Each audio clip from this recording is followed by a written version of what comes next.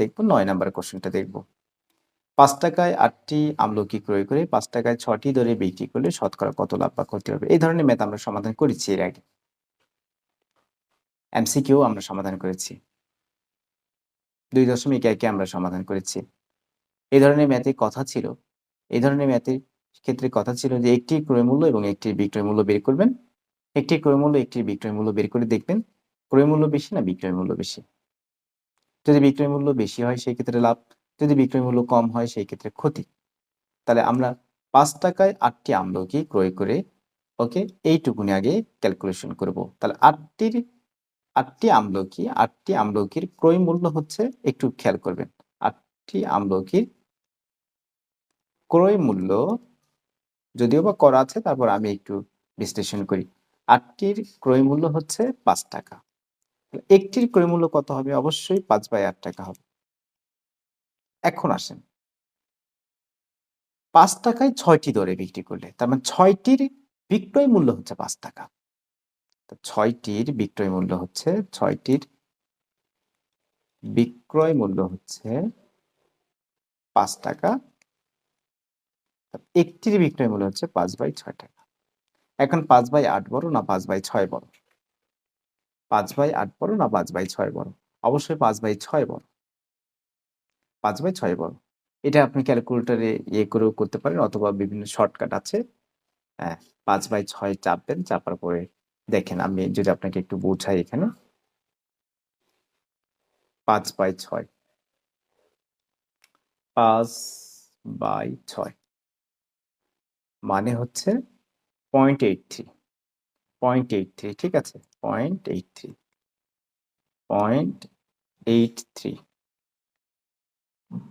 আর ৫/৮ মানে কত? ৫/৮ ৫/৮ এটা মানে হচ্ছে 0.62, এটা মানে হচ্ছে 0.62। তাহলে 0.62 তো অবশ্যই কম। তার মানে বিক্রয় মূল্য বেশি, এক্ষেত্রে লাভ হয়েছে। আর এছাড়াও বিভিন্ন ক্যালকুলেটর না থাকলে একটা শর্টকাট সূত্র আছে, ওই সূত্র দিয়ে করতে পারেন। ওটা আমি এখন দেখাবো না, অন্য কোনো ক্লাসে আমি দেখাবো। আচ্ছা, যাই হোক, এখন তাহলে এই ক্ষেত্রে ৫/৮ ৫/৬, সেই ক্ষেত্রে ৫/৬টা বেশি, তার মানে লাভ হয়েছে। তাহলে লাভ সমান এটাকে আমরা বিয়োগ করব নরমালি। হ্যাঁ, বিয়োগ করব। তাহলে বিয়োগ করলে কিন্তু আমরা পাচ্ছি এই যে বিয়োগ করতে গেলে অবশ্যই এখানে লসাগুর প্রসেসিংটা আনতে হবে। ৫/৬ থেকে আপনাকে বিয়োগ করতে হবে ৫/৮। এই ক্ষেত্রে লসাগু হচ্ছে ২৪। হুম, ২৪ লসাগু। তাহলে এখানে যদি আমরা ২৪ কে ৬ দিয়ে ভাগ করি তাহলে কত পাচ্ছি? ৪। তার ৪ দিয়ে মানে ২৪ কে ৬ দিয়ে ভাগ করলে আমরা ৪ পাচ্ছি। লসাগুর যে প্রসেসিংটা। তাহলে ৪ উপরের ৫ গুণ করতে হবে, ৪ ৫ ২০। একইভাবে আপনাকে ২৪ কে ৮ দিয়ে ভাগ করতে হবে। তাহলে ৩ ৮ ২৪, উপরের এই ৩ দিয়ে আবার যে ভাগফল, সেই ভাগফল দিয়ে আবার উপরেরটাকে লবকে আমরা গুণ করব। ৩ ৫ ১৫। এই ক্ষেত্রে আমরা পাচ্ছি ৫/২৪ টাকা লাভ হয়। তাহলে ক্রয় মূল্য কত ছিল? ক্রয় মূল্য ছিল ৫/৮। তার মানে ৫/৮ টাকায় লাভ হয় ৫/২৪ টাকা। এই যে এইভাবে এখন লিখতে হবে। যদি না বুঝে থাকেন একটু মনোযোগ দেন। শুধু পিডিএফ বা শুধু সমাধান দেখে কিন্তু বোঝা যায় না। ঠিক আছে? যদি বোঝাই যেত তাহলে টিচারের প্রয়োজন হতো না। এজন্য মনোযোগ দিবেন। তাহলে ৫/৮ টাকায় লাভ হয় ৫/২৪ টাকা। আর ১ টাকায় লাভ হয় কত হবে? বলেন তো? ৫/২৪ অবশ্যই ভাগ হবে ৮ বাই ৫/৮ ৫/৮। তাহলে ১০০ টাকায় লাভ হবে, একটু খেয়াল করেন। তাহলে ১০০ টাকায় লাভ হবে ৫/২৪ ডিভাইডেড ৫/৮ ইনটু ১০০। ঠিক আছে? এখন এই জায়গাটায় যদি আমরা খেয়াল করি বা ক্যালকুলেশন করি তাহলে কেমন হবে? ৫/২৪ যদি আমি ভাগকে গুণ আকার করি তাহলে এই ৮ টা উপরে চলে যাবে, এই ৫ টা নিচে আসবে। ইনটু হচ্ছে ১০০। দেখেন এই জায়গার মতো হয়ে গেছে। এই যে এখন এই জায়গার মতো হয়ে গেছে। আপনি এই আপনার খাতায় যখন নোট করবেন তখন এই এই যে এই জায়গাটা একবারে এভাবে না করে আপনি এভাবে ভেঙে করবেন। ভেঙে করলে মানে এই যে ১ থেকে শুরু করবেন। এই যে ১, এই যে ১, এইটা। এটা আমার মতো করে আপনার খাতায় উঠাবেন। এটাও আমি করেছি। হ্যাঁ, পিডিএফ করার সময় এটা এভাবে করেছি। সমাধানে এত ডিটেইলস দেওয়ার প্রয়োজন হয় না। ঠিক আছে? এখন আমরা এটি ক্যালকুলেশন করব। ক্যালকুলেশন করে আমরা এই যে দেখেন এখান থেকে আমরা যদি দেখি এই 5 কেটে যাচ্ছে, এটাকে যদি আমরা কেটে দেই এখানে হচ্ছে 3 পাচ্ছি, তার মানে উপরে 100 নিচে 3, তার মানে 100 কে এখন আমরা 3 দিয়ে ভাগ করলে আমরা কত পাচ্ছি দেখেন তো, 3 3 33-এ 99, তাহলে সেই ক্ষেত্রে নিচে 1, এই একটা উপরে যাবে আর এই 3টা হচ্ছে নিচে আসবে, তাহলে এত পার্সেন্ট দাম। ঠিক আছে, তাহলে 9 শেষ। আমরা এখন 10 নাম্বারটা একটু দেখব। 9 শেষ, 10 কই? ওই তো 10। ওকে, 10-এর একটা বিকল্প পদ্ধতি আছে, বিকল্প পদ্ধতি আমরা একটু পরে দেখব, আগে মূল নিয়মটা একটু দেখি। একটু খেয়াল করবেন, একটি গাড়ির বিক্রয় মূল্য গাড়িটির ক্রয় মূল্যের 4/5 অংশের সমান। একটি গাড়ির বিক্রয় মূল্য গাড়িটির ক্রয় মূল্যের 4/5 অংশের সমান। শতকরা লাভ বা ক্ষতি নির্ণয় করো। এখন লাভ হয়েছে না ক্ষতি হয়েছে, এই বিষয়টা আগে আপনাকে ফাইন্ড আউট করতে হবে। খেয়াল করেন, বিক্রয় মূল্য গাড়িটির ক্রয় মূল্যের 5/4 বা এত অংশের সমান। তাহলে এই জায়গায় আপনি ধরে নেন যে এই যে এখানে বিক্রয় মূল্য গাড়িটির ক্রয় মূল্যের, ক্রয় মূল্যের, একটু খেয়াল করেন, এই যে বিক্রয় মূল্য ক্রয় মূল্যের, ক্রয় মূল্যের 4/5 অংশ। তাহলে এখন বলেন তো বিক্রয় মূল্য ধরবেন না ক্রয় মূল্য ধরবেন? অনেক সময় এই জায়গাটা ঝামেলা হয়। যেমন এখানে দৈর্ঘ্য প্রস্থের 3 গুণ। এখন দৈর্ঘ্য x ধরবেন না প্রস্থ x ধরবেন, বা ক ধরেন, একই কথায় ধরতে হবে, কিন্তু প্রস্থকে প্রস্থের 3 গুণ হবে। তার প্রস্থ যদি x হয় দৈর্ঘ্য হবে 3x, দৈর্ঘ্য প্রস্থের 3 গুণ, প্রস্থ যা হবে তার 3 গুণ হবে দৈর্ঘ্য। প্রস্থ যদি আপনার হচ্ছে 10 হয় তাহলে দৈর্ঘ্য হবে 30, 3 গুণ করতে হবে। এরকম বিক্রয় মূল্য ক্রয় মূল্যের এত, তাহলে ক্রয় মূল্যকে ধরে নিতে হবে। তাহলে ক্রয় মূল্য হচ্ছে আপনার ক টাকা এখানে ধরা হয়েছে। তাহলে বিক্রয় মূল্য ক এর 4/5, তার মানে 4ক/5। ঠিক আছে, তাহলে এখানে ক্রয় মূল্য বিক্রয় মূল্য অপেক্ষা বেশি, কারণ এটা হচ্ছে ভগ্নাংশে চলে আসছে, তার মানে বিক্রয় মূল্য এখানে কম, আর কটা হচ্ছে হ্যাঁ আপনার বড় বা বেশি। তাহলে ক্রয় মূল্য বিক্রয় মূল্য অপেক্ষা বেশি। ভগ্নাংশের ক্ষেত্রে না, এমনিতেই নরমালি কিছু যদি ক্যালকুলেশন করেন, আপনি ধরেন এটাকে আপনি ক কে আপনি 10 ধরেন, তাহলে এখানে দেখেন তো 4 × 10, এই জায়গায় হয়ে যাবে 4 × 10 ডিভাইডেড হচ্ছে 5, তাহলে 5 দুগুণে হচ্ছে 10, 4 দুগুণে হচ্ছে 8। তাহলে এখন বলেন তো এখানে কি বিক্রয় মূল্যটা কম না? তাহলে বিক্রয় মূল্য কম তাই ক্ষতি হয়েছে। এই যে বিক্রয় মূল্য কিন্তু কম, এটা হচ্ছে 10। যাই হোক, তাহলে ক্ষতি হয়েছে, তাহলে আমরা এখান থেকে ক্রয় মূল্য থেকে বিক্রয় মূল্যটা আমরা মাইনাস করে দিব। তাহলে এই ক্ষেত্রে আমরা লসাগু করব আগের প্রসেসে, এখানে ক মাইনাস 4ক ডিভাইডেড 5। তাহলে এখন যদি আমরা এটাকে লসাগু করি 5 পাবো, তাহলে 5 এর সাথে ক এখানে গুণ হবে, মাইনাস এখানে 4ক, তাহলে 5ক থেকে 4ক বিয়োগ করলে আমরা শুধু ক পাবো ডিভাইডেড 5। এটা হচ্ছে আপনার কি ক্ষতি। তার মানে কোন টাকায় ক্ষতি হয়? ক আপনার ক্রয় মূল্যের ভিতরে ক্ষতি হয়েছে, মানে ক্রয় মূল্য থেকে ক্ষতি হয়েছে। তার ক্রয় মূল্য ক টাকায় ক্ষতি হয়, ক/5। হ্যাঁ, এখন আমি এটাকে ডিটেলস যদি এখানে বলি, হুম, তাহলে ক টাকায় ক্ষতি হয়েছে ক/5, 1 টাকায় ক্ষতি হবে কত? ক/5 ডিভাইডেড হচ্ছে আপনার ক, এবং 100 টাকায় তাহলে ক্ষতি হবে ক/5, এটাকে আমি ডিরেক্টলি আচ্ছা লিখি ভাগ ক ইনটু হচ্ছে 100। এখন যদি এটিকে আপনি ক্যালকুলেশন করেন, সেই ক্ষেত্রে আপনি পাচ্ছেন ক/5 ইনটু, এই যে কর নিচে 1 আছে সেই 1টা উপরে যাবে, আর এই উপরের কটা নিচে আসবে, ইনটু হচ্ছে 100। মানে এই কর নিচে নিচে মনে মনে 1 আছে, সেই 1টা উপরে যাবে, ভাগ করলে নিচেরটা উপরে যায়, অর্থাৎ উল্টো হয়ে যায়, হর লব হয়ে যায়, লব হর হয়ে যায়। আচ্ছা, এখন উপরের ক নিচের ক কেটে দেন, তাহলে 5 20 হচ্ছে 100, 20% হচ্ছে আপনার ক্ষতি। ঠিক আছে, এখন বিকল্প পদ্ধতিটা কেমন? অনেকের কাছে বিকল্প পদ্ধতি খুবই সিম্পল, ছোট্ট। মনে করি গাড়িটি ক্রয় মূল্য 100 টাকা, তাহলে বিক্রয় মূল্য হবে 100 এর 4/5 অংশ। তাহলে সেই ক্ষেত্রে 5 বিশে 100, 4 বিশে হচ্ছে 80। তাহলে ক্রয় মূল্য বিক্রয় মূল্য অপেক্ষা বেশি।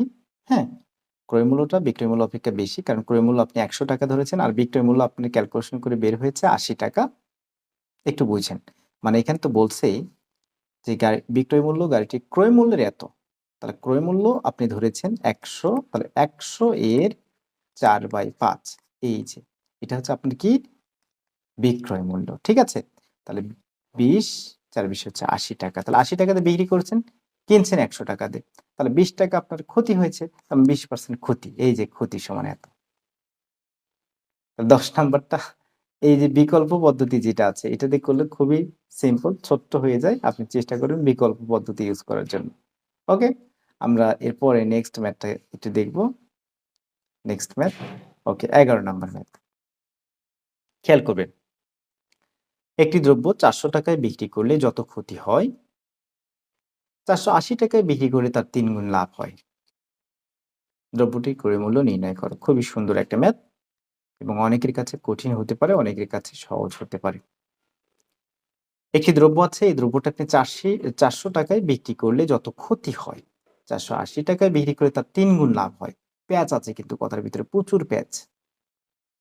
400 টাকায় বিক্রি করলে যত ক্ষতি হয়, খেয়াল করবেন, আগে লিখেন, কিভাবে সাজাবেন একটু দেখেন। মনে করি 400 টাকায় বিক্রি করলে ক্ষতি হয় ক টাকা। তাহলে ক্রয় মূল্য ছিল, মানে ধরেন একটা জিনিস আপনি 80 টাকা দিয়ে কিনেছেন, ক্ষতি হয়েছে 80 টাকা দিয়ে কিনেছেন। আচ্ছা, একটা মানে 80 টাকায় বিক্রি করবেন, তাহলে আপনার ক্ষতি হয়েছে ধরেন 10 টাকা। 80 টাকায় বিক্রি করেছেন, ক্ষতি হয়েছে 10 টাকা। বুঝেন, একটা জিনিস আপনি 80 টাকাতে বিক্রি করেছেন, এটা হচ্ছে বিক্রয় মূল্য, তাই না? কিন্তু আপনার ক্ষতি বলে দিছে 10 টাকা। তার মানে আপনি ওই জিনিসটা কিনেছিলেন 90 টাকা দিয়ে। 80 টাকা দিয়ে বিক্রি করেছেন, বিক্রি করার পরে দেখতেছেন যে 10 টাকা আপনার ক্ষতি হয়েছে। তাহলে মূলত আপনি জিনিসটা কিনেছিলেন 90 টাকা দিয়ে। এই জন্যই আপনি 90 টাকা দিয়ে কিনে সেখান থেকে আপনি 80 টাকা দিয়ে বিক্রি করেছেন। 90 টাকা থেকে 80 টাকা দিয়ে বিক্রি করেছেন। তার মানে আপনার ক্ষতি দাঁড়ালো হচ্ছে 10 টাকা। তাহলে মূলত এই 80 টাকা যেটা দিয়ে আপনি বিক্রি করেছেন, হ্যাঁ? আর যে ক্ষতি, এই ২ টা যোগ করেই তো আপনি মূলত ক্রয় মূল্যটা পাচ্ছেন। এটা আমি বোঝাতে চেয়েছি। অর্থাৎ ক্ষতি যেটা, ক্ষতি টাকাটা এবং বিক্রয় মূল্য যেটা, এই ২ টাকে যোগ করলে আমরা ক্রয় মূল্যটা পাচ্ছি। 400 টাকায় বিক্রি করলে ক্ষতি হয়েছে ক টাকা, তার মানে দ্রব্যটির ক্রয় মূল্য ছিল 400 যোগ ক টাকা। আচ্ছা, এখন আসেন নেক্সট স্টেপ, যেটা একটু ধীরে ধীরে বুঝেন। 480 টাকায় বিক্রি করে লাভ হয় ক এর 3 গুণ। 480 টাকায় বিক্রি করলে তার 3 গুণ লাভ হয়, তার মানে 3 ক, লাভ হচ্ছে 3 ক।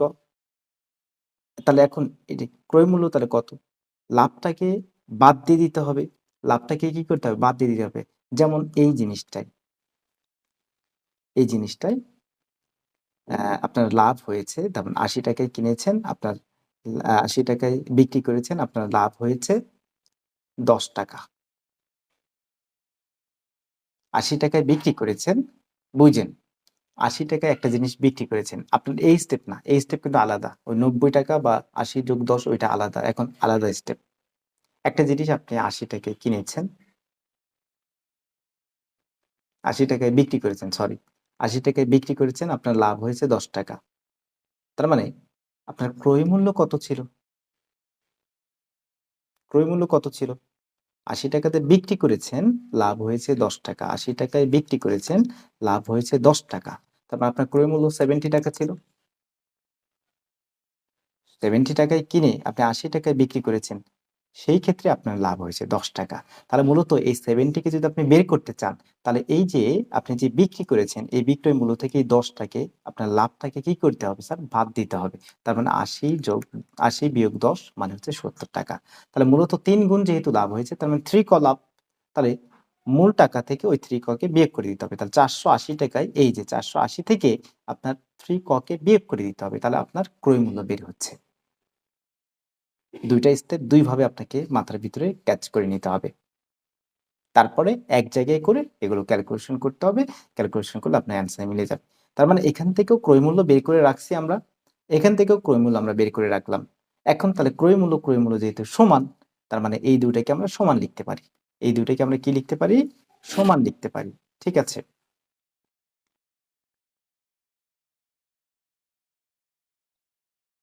এই দুটোকে আমরা সমান লিখতে পারি। আচ্ছা, যাই হোক, খেয়াল করিন। তাহলে এখান থেকে 400 যোগ হচ্ছে ক, আর এখান থেকে ক্রয় মূল্য 480 বিয়োগ হচ্ছে 3 ক। কগুলোকে যদি এক পাশে করি, এই 3 ক মাইনাস 3 ক এই পাশে এসে প্লাস 3 ক হয়ে যাবে। তার মানে এই ক এর সাথে যোগ হবে 3 ক। এখানে 480, এই 400 যোগ আছে ওই পাশে গিয়ে বিয়োগ হবে, তার মানে 400 বিয়োগ হবে। তাহলে এখান থেকে আমরা পাচ্ছি 4টা ক পাচ্ছি, আর 480 থেকে যদি 400 বিয়োগ করি এখান থেকে পাচ্ছি 80। তার মানে ক সমান পাচ্ছি, এখানে গুণ আছে ওই পাশে গিয়ে ভাগ হবে, 80 ভাগ 4, তার মানে 4 20 80। তাহলে ক যদি 20 টাকা হয়, তাহলে ক্রয় মূল্য কত হবে? 400-র সাথে আপনি 20 টাকা যোগ করে দেন, তার মানে 420 টাকা। ম্যাথের ভিতরে অনেক প্যাচ ছিল, যদি আপনি বুঝে থাকেন প্রথম স্টেপ, হ্যাঁ, এই 400 টাকা বিক্রি করলে যত ক্ষতি হয়, এখান থেকে যে স্টেপ, এই ক্ষতির সাথে ক টাকা ক্ষতি আমরা ধরেছি, তাহলে ক্ষতির সাথে 400 টাকা যোগ করেছি, তার মানে ক্রয় মূল্য পেয়েছি। আর একবার 480 টাকা বিক্রি করে তার 3 গুণ লাভ হয়, তাহলে 3 গুণ লাভ মানে 3 ক, লাভটাকে বিয়োগ করে দিলে আমরা কি পাই? নরমালি ক্রয় মূল্য পাই। লাভটাকে বিয়োগ করে দিলে আমরা ক্রয় মূল্য পাই, আর ক্ষতিটাকে যোগ করলে আমরা আবার ক্রয় মূল্য পাই। দুইটা জিনিস, ক্ষতি যদি হয় সেটাকে যোগ করলে আপনি ক্রয় মূল্য পাবেন, আর লাভ যদি হয় সেটাকে বিয়োগ করে দিলে আপনি ক্রয় মূল্য পাবেন। তাহলে দুই ক্রয় মূল্য সমান করে আমরা এই সমাধানটা আপনি পাবেন, ক্যালকুলেশনটা আপনি পাবেন। কিন্তু প্রথম এই দুইটা পয়েন্ট হচ্ছে মূল পয়েন্ট। প্রথম এই দুইটা পয়েন্টই হচ্ছে মূল পয়েন্ট, প্রথম ক্রয় মূল্য, এরপর দ্বিতীয়। এই দুইটাকে আমরা সমান ধরে আমরা সমাধান করছি, 20 পেয়েছি কর মান, তাহলে ওই মূলত 400 সাথে 20 যোগ করলে আমরা 420 টাকা পেয়েছি। আচ্ছা, 11 শেষ। এখন আমি 12 নাম্বারটাকে একটু দেখব। 12 নাম্বার, মাইশা প্রতি মিটার 20 টাকা দরে 15 মিটার লাল ফিতা ক্রয় করলো। মাইশা প্রতি মিটার 20 টাকা দরে 15 মিটার লাল ফিতা ক্রয় করলো, ভ্যাটের হার 4 টাকা। কিন্তু এইটা এরকম একটা কাজ ছিল আমাদের বই, হ্যাঁ, এরকম একটা কাজ ছিল। আচ্ছা, এই দোকানিকে 500 টাকার একটি নোট দিল, দোকানি তাকে কত টাকা ফেরত দিবেন? তার মানে 1 মিটার লাল ফিতার ক্রয় মূল্য 20 টাকা, 15 মিটার লাল ফিতার ক্রয় মূল্য 300 টাকা। 300 টাকায় কতটুকু ভ্যাট দিবেন এটা আমাদেরকে বের করে নিতে হবে। তার ক্রয় মূল্যটা আমরা আগে বের করে নিয়েছি, 1 মিটারের দাম 20 টাকা, তাহলে 15 মিটার যেহেতু কিনেছে, তাহলে 15 মিটারের দাম হচ্ছে 300 টাকা, গুণ করে দিলে তাহলে ভ্যাটের হার 4 টাকা, তার মানে 100 টাকায় ও ভ্যাট দিবে 4 টাকা, 1 টাকায় ভ্যাট দিবে 4/100 টাকা, অতএব 300 টাকায় ভ্যাট দিবে 4 × 300 ডিভাইডেড হচ্ছে 100। এটাকে ক্যালকুলেশন করেন, 2 শূন্য কাটেন, 3 4 12 টাকা, তার মানে 12 টাকা তাকে ভ্যাট দিতে হবে। তার মানে টোটাল তাকে দোকানিকে উনি দিয়ে দিবেন ওই 300 যোগ 12, 312 টাকা দোকানদারকে দিতে হবে। আচ্ছা, দোকানদারকে উনি 500 টাকা দিয়েছেন, সেই ক্ষেত্রে তাহলে 500 টাকা দিয়েছেন, তাহলে 312 টাকা দোকানদার রেখে দিবেন ভ্যাট সহ, সেই ক্ষেত্রে 118 টাকা ওনাকে ফেরত দিবেন। তাহলে দোকানি ফেরত দিবেন 188 টাকা, 88 টাকা, 188 টাকা, এটা বিয়োগ করলে এটাই হচ্ছে আমাদের। ওকে, সহজ জিনিস। 1 মিটারের ক্রয় মূল্য, তাহলে 15 মিটারের ক্রয় মূল্য 300 টাকা, তাহলে 300 টাকার উপরে ভ্যাট দিতে হবে। ভ্যাট হচ্ছে 4 টাকা, 100 টাকায় 4 টাকা ভ্যাট, তাহলে 300 টাকায় 12 টাকা হবে। আর ভ্যাট সহ তাহলে ক্রয় মূল্য হবে 312 টাকা। তাহলে দোকানিকে দেওয়া হয়েছিল 500 টাকা, তাহলে 500 টাকা থেকে 312 টাকা উনি রেখে দিবেন, ফেরত দিবেন 188 টাকা। এটা মূলত আমাদের হচ্ছে 13 নাম্বার শেষ। এখন আমরা 14 নাম্বারটা একটু দেখব। 14 নাম্বারটা একটু দেখব। ওকে, 14 নাম্বার ম্যাথ। আমি যদি এখানেও একটু খেয়াল করি, 14 নাম্বারের ম্যাথ, মিস্টার রায় একজন সরকারি কর্মকর্তা। ওকে, ঠিক আছে আমাদের। ওকে, তাহলে মিস্টার রায় একজন সরকারি কর্মকর্তা, তিনি তীর্থস্থান পরিদর্শনের জন্য ভারতে যাবেন। যদি বাংলাদেশে 1 টাকা সমান ভারতীয় এত রুপি হয়, তবে ভারতীয় 3000 রুপির জন্য বাংলাদেশের কত টাকা প্রয়োজন হবে? সহজ একটা জিনিস, খুবই সহজ একটা জিনিস, কনভার্ট করতে হবে জাস্ট। মানে ৩,০০০ রুপির জন্য বাংলাদেশের কত টাকা প্রয়োজন, তার মানে টাকাটা আপনাকে ডান পাশে রাখতে হবে। কিভাবে স্যার? যে একটু খেয়াল করেন, 0.63 রুপি হচ্ছে ১ টাকা, তাহলে আপনি লিখবেন 0.63 রুপি হচ্ছে আপনার ১ টাকা। তাহলে ১ রুপি হচ্ছে ১ ডিভাইডেড 0.63 রুপি টাকা, ১ রুপি। তাহলে অতএব ৩,০০০ রুপি, তাহলে ৩,০০০ রুপি হচ্ছে ১ ইন্টু ৩,০০০ ডিভাইডেড 0.63 রুপি। ওকে, এই পয়েন্টটাকে উঠিয়ে দেন, উপরে ১০০ দেন। ১০০ কেন? কারণ এই পয়েন্টের জন্য ১ আর ডান পাশে দুইটা সংখ্যা থাকে, দুইটা শূন্য। তাহলে ফাইনালি দাঁড়ালো ১০০ ইন্টু ১ ইন্টু ৩,০০০, নিচে হচ্ছে 63। এটাকে ক্যালকুলেটরে চাপ দিলে আপনার এটা বের হবে। আমি যদি আপনাকে একটু দেখাই আসলে কি এটা হচ্ছে কিনা। ১০০ ইন্টু ৩,০০০ সমান, আমি ভাগ চিহ্ন দিচ্ছি, 63 দিয়ে দিচ্ছি, রেজাল্ট পেয়েছি 476190। 476190। তার মানে 14 নম্বর ম্যাথটা একদম ছোট্ট একটা ম্যাথ ছিল। এখন আমরা কত নাম্বার দেখব স্যার? 15 নাম্বার দেখব, রাইট? 15 নাম্বার দেখব। ওকে, 15 নাম্বার। নীলিম একজন চাকরিজীবী, তার মাসিক মূল বেতন 22,000 টাকা, বার্ষিক মোট আয়ের প্রথম 1,80,000 টাকার আয়কর 0 টাকা, পরবর্তী টাকার উপরে আয়করের 10 টাকা হলে নীলিম, আচ্ছা যাই হোক, আমরা একটু এখানে মিলিয়ে নেই। ওকে, আমরা কি 12 নম্বরটা কি সমাধান করেছি?